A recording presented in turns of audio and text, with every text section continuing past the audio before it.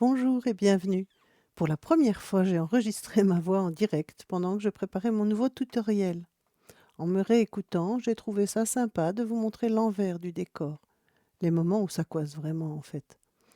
Une aiguille qui bloque, une pointe rebelle, ou le chapeau de Sioux qui laisse voir les motifs du dessous.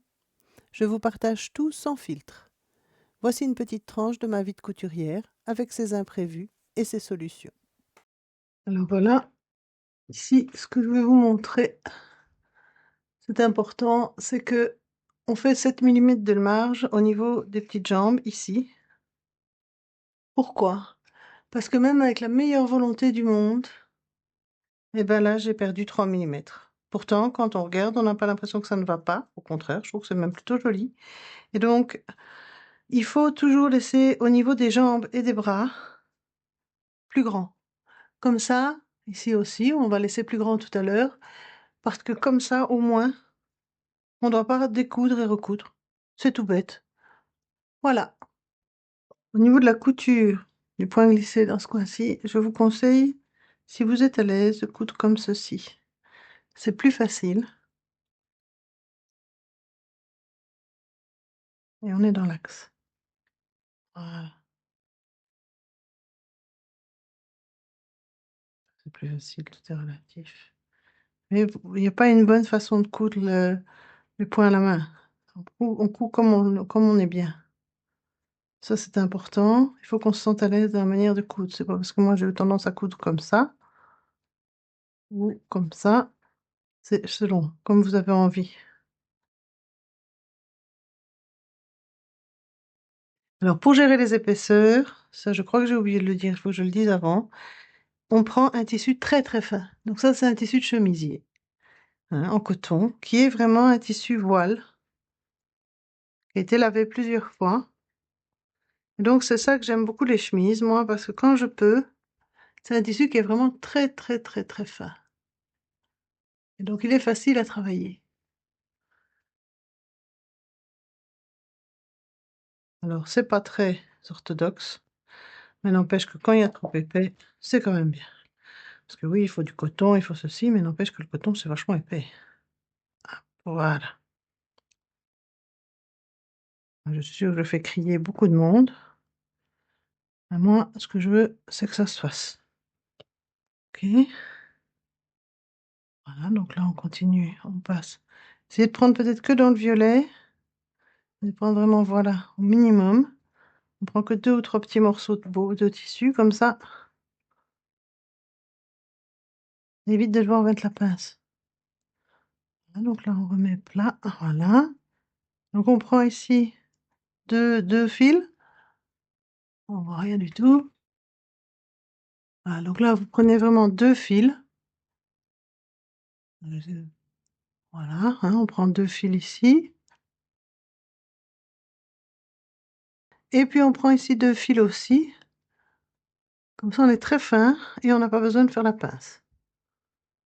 Voilà, on continue ici. On prend un tout petit peu et un tout petit peu là. Là, c'est comme ça qu'on fait les ourlets dans les pantalons aussi. Accessoirement, je vous le signale. En prenant juste 2 fils comme ça de notre premier et 2 fils dans le deuxième. Comme ça, derrière, ça ne se voit pas. Les ourlets invisibles en intérieur, c'est comme ça qu'on fait. Voilà. 2 petits points. Vous voyez, je prends 2 fils ici, plus ou moins, et j'en reprends 2 ici. J'essaie de ne pas coudre mon doigt. Voilà.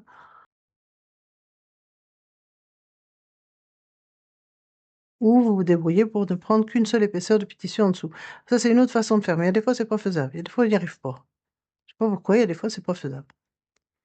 Donc voilà. Là, hop, comme ceci, et on prend et on va piquer. D'où l'importance d'avoir du coton. Parce que si vous faites ça avec du synthétique, vous avez un trou. Voilà. Là, je prends 2 petits morceaux, 2 petits fils et 2 petits fils. Mais là, quand on fait les points invisibles, il faut vraiment être rapproché au niveau des points. Il ne s'agit pas de laisser un trou entre les points. Alors, une autre façon encore de gérer les épaisseurs, ce serait de découper ici. Vous voyez, on prend le tissu ici, on sépare et on découpe. Ici, je trouve que c'est trop petit pour faire ça. Donc, il vaut mieux gérer comme je vous dis. Donc, en fait, vous avez 4 façons de gérer les épaisseurs, hein. On a la pince, c'est la façon, j'ai envie de dire, un peu kamikaze où on fonce. On a l'ourlet invisible, donc les 2 petits fils en bas et les 2 petits fils dans le pli. On a utilisé des tissus très très fins et coupé l'arrière. En général, on fait une combinaison des 4. Ici, on ne fait pas le 4e parce que c'est vraiment petit. Je n'oserais pas couper là, c'est trop petit. Non, il y a des gens qui peuvent le faire. Voilà, donc maintenant on fait la manche.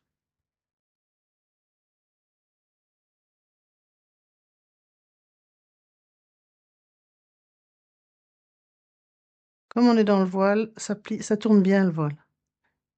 Alors le défaut du voile, c'est que c'est transparent, souvent, les chemises.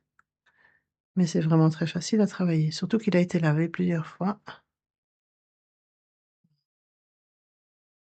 Donc on a cousu, on va faire des vagues. Maintenant, pour donner un petit peu de mouvement à la scène, comme ceci. On prend là. Alors si vous n'avez pas de croquet, ce n'est pas grave. Vous pouvez mettre de la dentelle. Vous pouvez mettre, je vais vous montrer. Attends, je trouve de la dentelle. Je vais mettre une dentelle de chaque action. Voilà, donc là, je vais. Vous pouvez mettre. Non, ça ne va pas, mais celle-ci irait peut-être. Voilà, une petite dentelle comme ça, toute simple. Ça peut être joli aussi. Pour signifier l'eau qui vient. Voilà, hein, vous pouvez choisir ce que vous mettez en fait.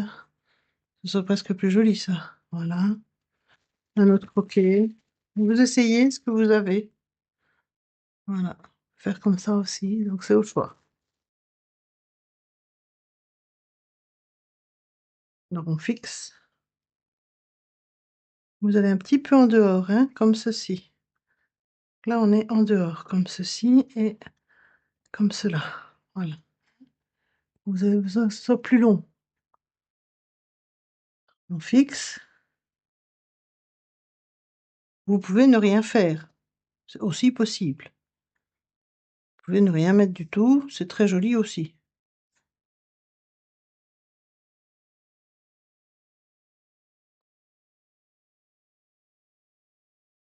Donc là, on coud au point glissé.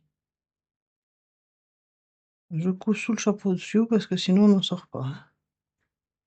Voilà. Ok. Là. Parti. Donc là, on y va.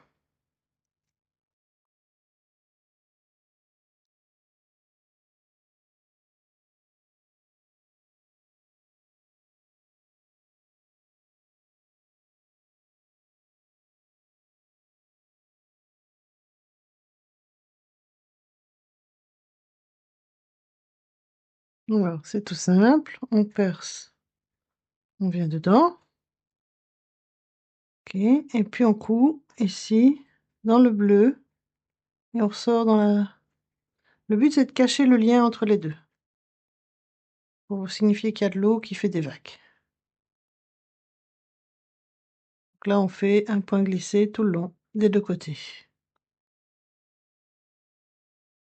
Pourquoi un point glissé? Parce que c'est une trousse. Et que comme c'est une trousse, ça va être soumis à beaucoup de pression et de tension. On fait bien les nœuds.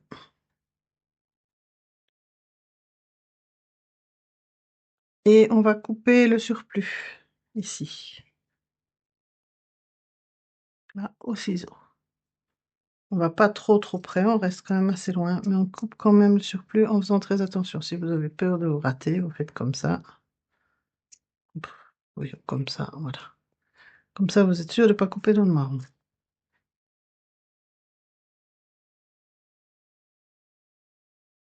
Voilà. Ok, et donc ça, dans la poubelle à tissu. Voilà.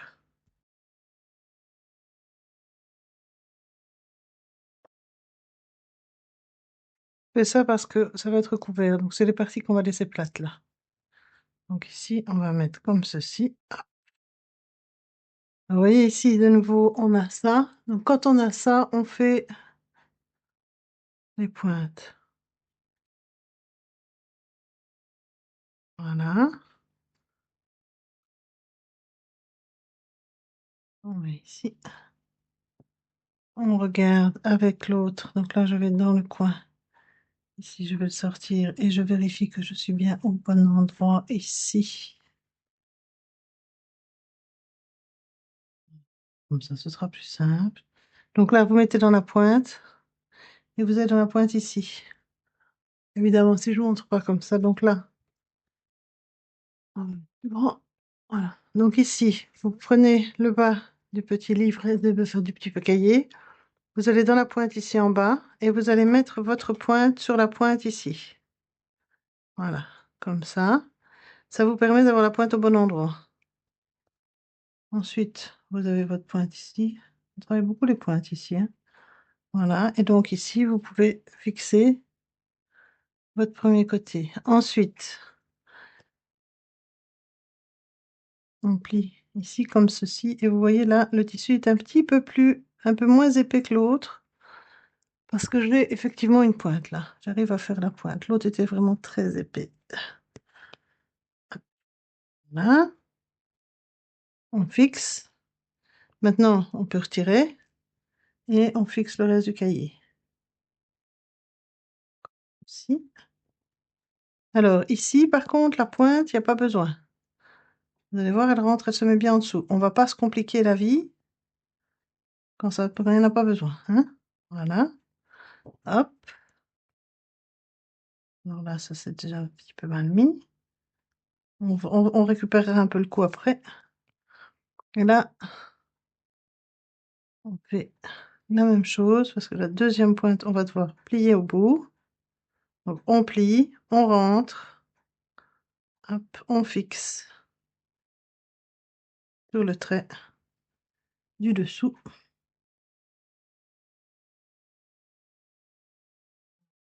Un petit peu plus loin, mais c'est pas trop grave. Voilà. Aïe.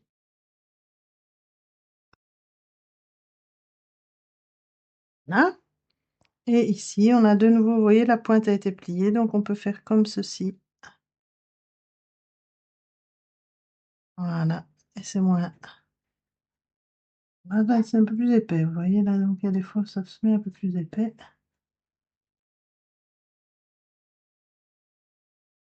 Voilà.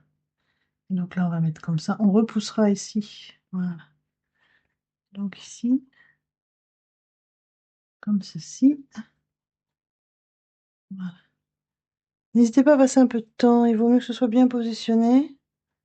Et vous apprendrez petit à petit, aïe, à positionner pour que ce soit facile à coudre. Voilà. Je suis bien piqué là.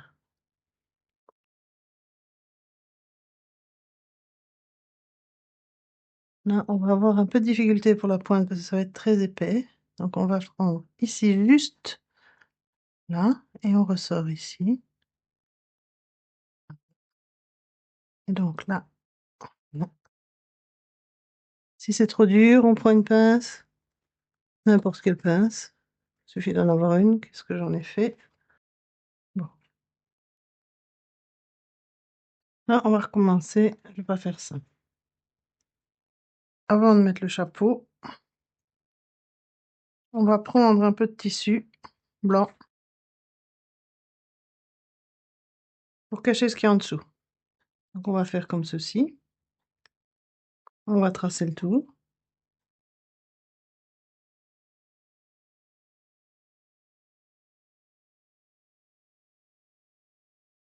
On va couper 5 mm dedans, à l'intérieur. 3-4 mm à l'intérieur, pas plus, parce que sinon ça va être laid. Voilà, on va faire comme ceci, et on va faire un genre de triplure. Voilà, là on est comme ceci. On va prendre ceci et on va le positionner ici. Comme ceci, et on va le coudre au point de bâti.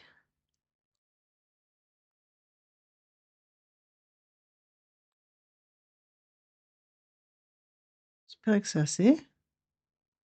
Oui, ce sera parfait. Donc là, on va cacher ce qu'il y a derrière, en fait. Parce que c'est pas très joli quand on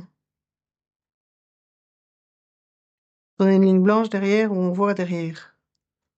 Là, on fait comme ça et on va pas s'enquiquiner. On va se mettre ici. Vous positionnez comme ça, à l'intérieur, bien à l'intérieur, hein. Voilà. Et ici aussi, comme ceci. Et là, on fait tout simplement un point de bâti pour que le tissu ne bouge pas. On pourrait le coller, mais bon, moi je suis pas colle. C'est pas trop mon truc, la colle. Et comme ceci. On est bien à l'intérieur. Là, on est à l'intérieur, hein. Et on fait tout le tour. Tout simplement. Sinon, ça va pas être joli. C'est vraiment le point de bâti dans toute sa splendeur. On ne fait que faire tenir le tissu ici. On ne lui demande rien d'autre. Et ce ne sera pas là où on va coudre.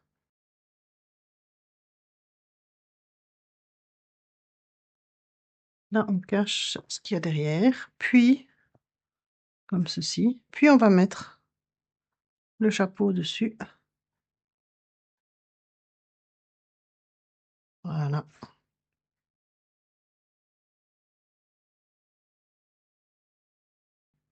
Donc, comme ça, ce sera beaucoup plus joli. Si on n'a pas l'arrière qui apparaît comme ça, comme pas possible devant, c'est pas bon ça. Et comme ça, on n'a plus la ligne derrière qui apparaît. Merci d'avoir partagé cette tranche de vie avec moi. Entre les marges capricieuses et les épaisseurs à gérer, vous avez vu la réalité de mon plan de travail. J'espère que ces solutions sur le vif vous aideront dans vos propres créations. Comme vous l'avez vu, coudre, c'est avant tout apprendre à s'adapter.